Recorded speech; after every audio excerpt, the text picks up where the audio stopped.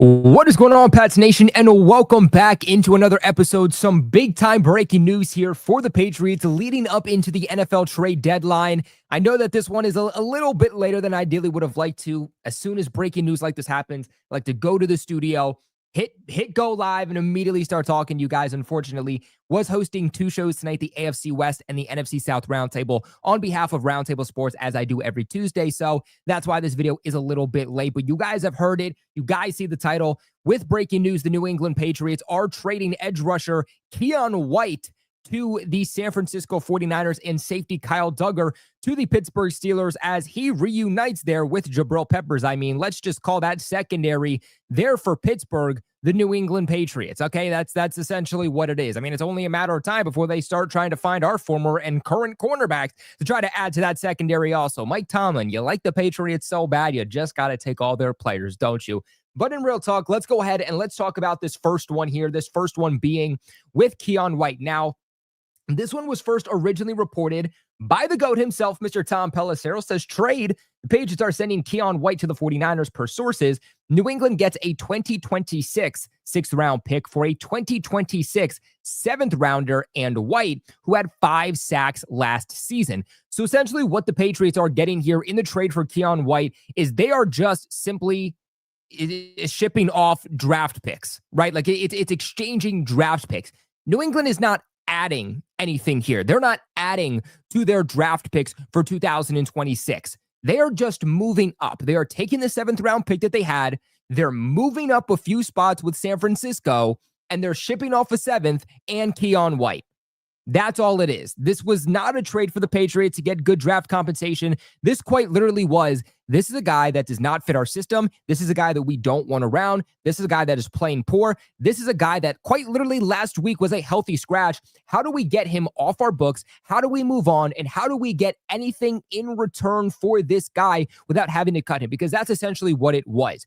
Keion White was probably somewhere between the 50 to 53rd player on this Patriots roster. And if they wanted to make any type of additions throughout the remainder of the season, Keion White was going to be in jeopardy of being released. So at the end of the day, it is so much better to get something for Keion White rather than saying, wow, we just simply had to cut bait and just let him go and get absolutely nothing for a guy that had 5 sacks last season, was top 5 in the NFL in sacks at one point also, and was also a former second-round pick by this team just back in 2023 by Bill Belichick. And so I understand that a lot of people in the chat, you guys are probably going to be like, look, why would you trade Keion White when you're getting essentially a bag of potato chips? Why not just keep him around? Why not try to increase his trade value? You have him signed under that rookie contract still, even next year for 2026. So why not keep him around? Because you never know what's going to happen. Maybe you increase his value. It really can't get any lower. And I think the team, again, is just looking at this from a standpoint that it's better to get something. It's better to move up in the draft, even if that means you're not adding picks, than it is to have to cut bait with the guy. When I look at Keion White, to be completely honest with you, like there's been rumors that Keion White simply just doesn't want to play football anymore and his heart's not in it. That's not an official report. Again, I say the word rumor for a reason. And if that ultimately is ending up to be true, it wouldn't shock me, okay? Keion White just doesn't feel like he ever wanted to be here. And it really sucked as Patriots fans having this guy get drafted. We all are there like, who is Keion White when Belichick drafted him in the 2nd round? And you just see this guy with a stone cold face. Like he was miserable hearing that he went to the New England Patriots. You know, in 2023, at that point, the Patriots weren't a bad team yet. They were coming off of a season where they just barely missed the playoffs and had, 8 wins back in 2022? And so then, yes, Keion White endures a pretty gruesome couple of years here in New England in 2023 and 2024.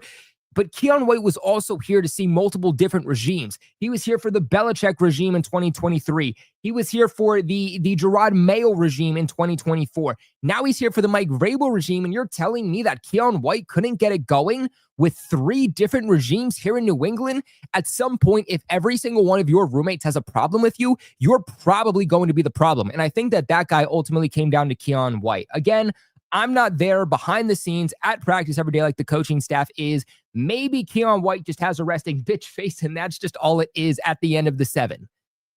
Or that's all it is at the end of the day, excuse me.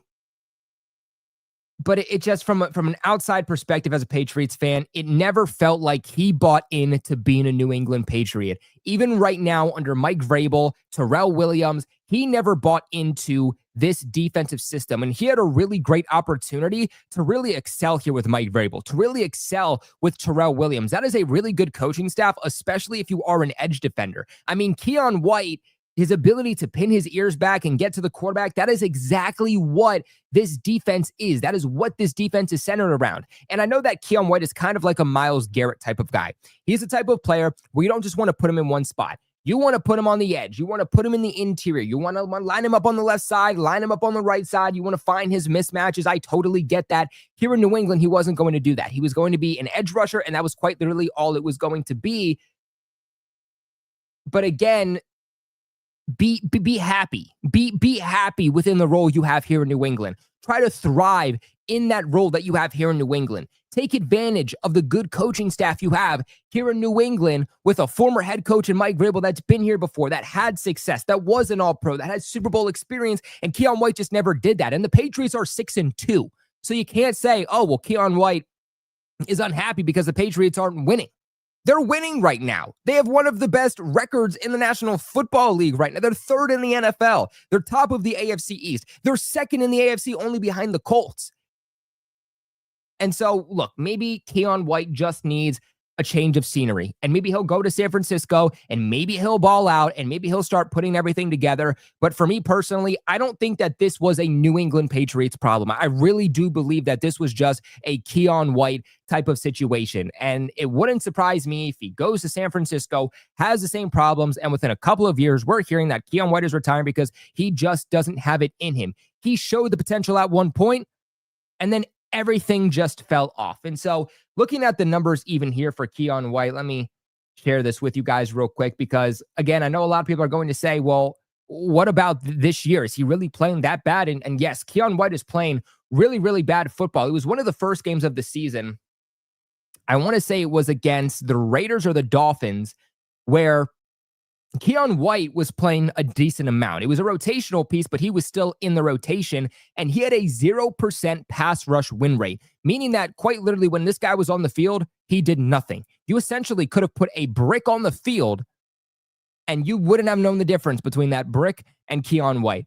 So far this season, Keion White has an overall grade according to PFF of 44.2, which ranks 115th out of a qualifying 118 edge rushers. His pass rush grade is 46.7, which ranks 118th out of 118 edge defenders. His run defensive grade is 47.1, which ranks 107th out of a qualifying 118 edge rushers. He has 4 solo tackles on the season, 0 quarterback hits, 1 assist. To even look at some of his other numbers, he has 0 batted passes. He has 3 pressures on the season, 0 quarterback hits, 3 total hurries, 3 total stops. This guy has quite literally done absolutely nothing this year, and I just wonder how much of it comes down to the motivation and just the lack of care of him out there on the field. Yes, Keion White is one of the best edge defenders in 2024 when he was rushing from the interior. That is a fact.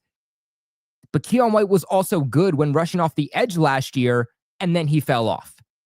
These numbers are just shocking to me. I mean, I'm at a loss of words for Keion White this season. I mean, even if we want to look at 2024 and some of those numbers, the drastic fall off that this guy has had, I don't believe it's just because of the system. Again, he should be able to do well enough in the system to not fall off the way he has. To me, it comes down to a mental thing for Keion White as a person. I mean, guys, since seeing Mike Vrabel come in New England and having the change of the defensive system and bringing in Terrell Williams and a brand new coaching staff, have we heard anything positive about Keion White?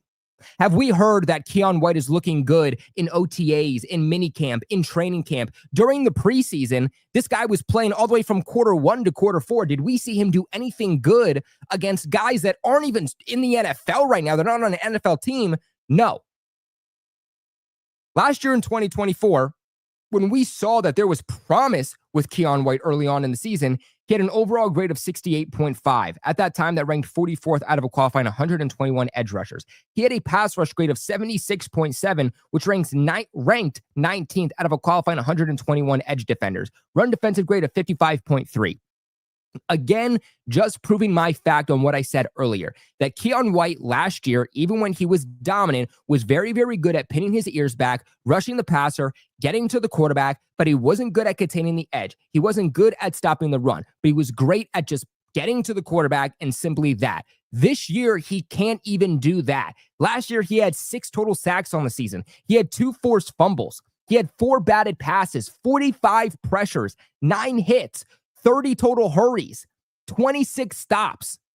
The fall off of Keion White needs to be studied, and I just don't think that the full blame should be put on the New England Patriots. I really think that the big part of it comes down to a lack of care here for Keion White. And so we'll see what the 49ers can do. They already have some good pass rushers, and so I don't see this being a situation where Keion White is now going to San Francisco and he becomes one of the main edge defenders in San Francisco. No, he's going to at least start in the same role that he was here in New England. He's going to have that role of a situational pass rusher. Now, maybe they'll use him a little bit different. Maybe they'll find him those mismatches and play him on the edge and play him on the interior. But at least to start off, he's going to be in the same rotation just like he was here in New England. And so I know that it's disappointing to move on from a guy that showed so much promise last year, but you got to roll with the punches. That was then, this is now. Football is what have you done for me lately? This is a brand new regime, and the fact is that Keion White never bought in. He didn't fit the system. He wasn't playing well. He didn't buy into what the New England Patriots were trying to do, and we know that Mike Vrabel wants guys in the building that don't just perform well, but also fit the culture. And Keion White, in my opinion, did not do anything. But moving on, I do want to talk about the other news, and of course, that is about Kyle Duggar. And so let me transition here real quick. Now, the other thing that I will say about Keion White, because I do want to also mention the fact that he was on, or is on rather, that rookie contract. And so when you're looking at about roughly how much the Patriots are saving, it's not going to be a whole lot, but they will free up a couple of $1 million for the cap this year and a couple of $1 million for the cap next year. And one thing to remember is that they did extend Marcus Jones today, and he's making about $13 million average annual value. We have to see how that's broken up on a year-to-year basis, but the Patriots are projected to be pressed against the cap space in 2026. So freeing up even a couple $1 million will go a long way for this team, especially as you would hope there is moves that they will make at the end of 2025 and heading into 2026. But as for Kyle Duggar, this news broke a couple of hours after the Keion White news broke, and we heard from, I want to say it was Diana Rossini, but I could be wrong on who exactly reported it, but they said the Patriots are not done. In fact, real quick, let me look it up because I want to make sure I give you guys the right name. And that is... Yes, it was. So it was Diana Rossini who said after the Keion White trade, and I quote, "The Patriots aren't done yet. It's expected around the league for them to still be sellers, ... and buyers before November 4th. A couple hours later after that, what do we hear? We hear that Kyle Duggar is also being traded. And to me, this is the bigger one, okay? Now, I don't think that this one is a surprise. If you guys have been following the channel here for a little bit, then you would know that I expected Keion White and Kyle Duggar to be traded. In fact, one name I'm going to tell you guys to watch right now as another potential move to be made is the Patriots potentially shipping off Anthony Jennings, right? Because what guys have we been talking about over the last couple months potentially being traded? We talked about Kyle Duggar. Now Kyle Duggar is out. We talked about Keion White. Keion White is now out. Who's another guy that's not getting a whole lot of playing time that we heard before the season started they wanted to trade? That was Anthony Jennings. And so I do think that there is value to where you could probably get the same deal. You could probably get a 5th or 6th round pick for Anfernee Jennings. You could probably do the same swap that you saw with these two trades and move one of your picks to move up. Now, the Patriots don't have any 7th round picks left, so it could be a situation on maybe the Patriots move up from the 6th round to the 5th round. It's kind of another draft pick swap for Anfernee Jennings. And so that's another guy that you guys should ultimately look out for, in my opinion. But looking at this Kyle Duggar news, this one was broke by Adam Schefter, who said, and I quote, "The New England Patriots are sending safety Kyle Duggar and a 7th round pick to the Pittsburgh Steelers in exchange for a 6th round draft pick per sources. This is New England's second trade today." And then he obviously gets into the Keion White news. And so Kyle Duggar, I don't think, was playing particularly bad this year, but he was playing in that rotational role. He simply does not fit this system. It's different than Keion White. Okay, I think you can make Keion White work. Kyle Duggar, he's a hybrid linebacker. He's going to play close to the line of scrimmage. That's not really what they want. They want true linebackers. They don't want safeties playing linebacker like Bill Belichick once did. You know, the majority of their safeties, they have playing as free safeties. They want those guys playing deep, right? That's the same reason Jabril Peppers isn't here. Craig Woodson playing deep. Jalen Hawkins playing deep. They tried to do that in the past with Kyle Duggar, and Kyle Duggar just simply did not fit in that role. And that's why we're seeing him used situationally so far this year. Not playing a whole lot, but I thought when he did, he wasn't bad. Now, people will point to the big play there of Chris Olave, first play against the Saints. To me, that was the Patriots getting aggressive defensively. That was the play call more than it was the actual player. And we'll get into Kyle Duggar's numbers here in a little bit. It is expected that the Patriots will eat up a portion of Kyle Duggar's contract that was part of the deal with Pittsburgh. We don't exactly know how much money that's going to be. This one, to me, again, this is all about getting Kyle Duggar off the books. And Duggar is 29, right? So when the Patriots drafted him in 2020, he was already an older player coming out of the draft. And so he's kind of past his prime. His NFL career is coming to a close at this point. What you're seeing is what you're getting. You know, I don't expect Kyle Duggar to hit a second gear at some point in his career and start playing balls to the wall or anything like that. And he was great in 2020. He was great in 2021. He was great in 2022. 2023 wasn't bad, but I thought we started to see a decline. 2024 is where he looked absolutely horrendous. And really, ever since then, things haven't been good. But when looking at the amount of money that the Patriots are going to save here, this is per Pat's Cap on Twitter. He says that the Patriots will create close to $5.8 million in cap space here in 2025. Not that the Patriots really needed any more cap space here in 2025, but he says they'll create over $7 million for 2026, and then they will create, get this, $18 million. Yes, by trading Duggar, the New England Patriots will create an extra $18 million in cap space for the 2027 season. And so Patriots had about $51 million in cap space here in 2025 currently. Now you tack on a little bit of extra that you'll be able to move on into next year, which is only going to help the Patriots. And so, again, I love Kyle Duggar. I have nothing but respect for Kyle Duggar. This isn't like the Keion White one where I'm like, this guy never bought in. Kyle Duggar did buy in, and Kyle Duggar didn't chirp. He didn't talk. He didn't request a trade like Keion White did, a few months ago before Mike Vrabel was hired by the Patriots. Kyle Duggar came in and acknowledged he wasn't playing well. Kyle Duggar came in and just shut his mouth, didn't say anything, played in the preseason when he was asked to do, played well, played in a situational role here. He didn't complain. He just simply did what he was told. And so I think going to Pittsburgh, that's a more aggressive style of defense that I think will fit Kyle Duggar's play. And so I think he will play better in Pittsburgh than he did here in New England. But I just think that the injuries that Kyle Duggar was playing with last year in 2024 is a big reason that he did take the step back that he did. I don't think we're ever going to see him reemerge as the 2022 version of Kyle Duggar. And I also wonder if playing through the injury that he did last year and that affecting his game, I also wonder how much of that affected the mental state of his game too. And so only time is going to tell, but I do think that Duggar going to a defense in Pittsburgh with Mike Tomlin, a defensive-minded coach with experience with some of those guys in the secondary like Jabril Peppers, that's going to make Jabril Peppers better. That's going to make Kyle Duggar better. And at the end of the day, the New England Patriots at least moved up in the draft and got some draft compensation for him. And so I do want to look at his numbers, though, so far this season.